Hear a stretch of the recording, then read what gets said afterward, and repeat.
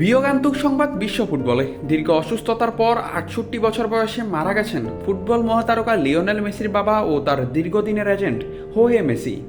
শুক্রবার রাতে আর্জেন্টিনার রোজারিও শহরের একটি ক্লিনিকে তিনি শেষ নিঃশ্বাস ত্যাগ করেন। শনিবার বার্তা সংস্থা রয়টার্সকে এই খবর নিশ্চিত করেছে মেসির পরিবার।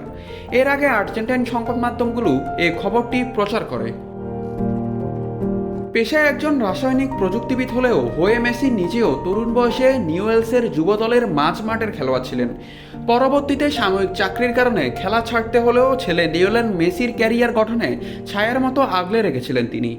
শিশু বয়সে মেসি যখন বার্সেলোনায় পাড়ি জমান, হোয়ে নিজের কাঁধে সব দায়িত্ব নিয়ে ইউরোপে ছেলের মানিয়ে নেওয়ার ব্যবস্থা করেন।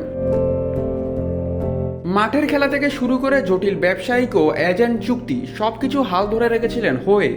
সাম্প্রতিক ২০২৬ বিশ্বকাপে আলজেরিয়ার বিপক্ষে হ্যাটট্রিক করার পর কান্নায় ভেঙে পড়েছিলেন মেসি। পরে জানান পরিবারটি একটি কঠিন সময় পার করেছে।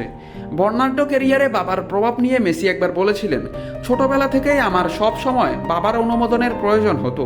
প্রতিটি ম্যাচের পর আমি তাকে জিজ্ঞেস করতাম আমার খেলা তার কাছে কেমন লেগেছে। রোজারিও ছোট ছোট মাঠ থেকে শুরু করে বিশ্বের সেরা সব বিশালাকার স্টেডিয়ামে হোহে নিজের চোখে ছেলেকে লিওনেল মেসি হয়ে উঠতে দেখেছেন, যে নামটি যুগ থেকে যুগে প্রতিধ্বনিত হবে। ওপারে ভালো থাকবেন হোহে মেসি। নাত রাহুল, নিউজ না স্পোর্টস।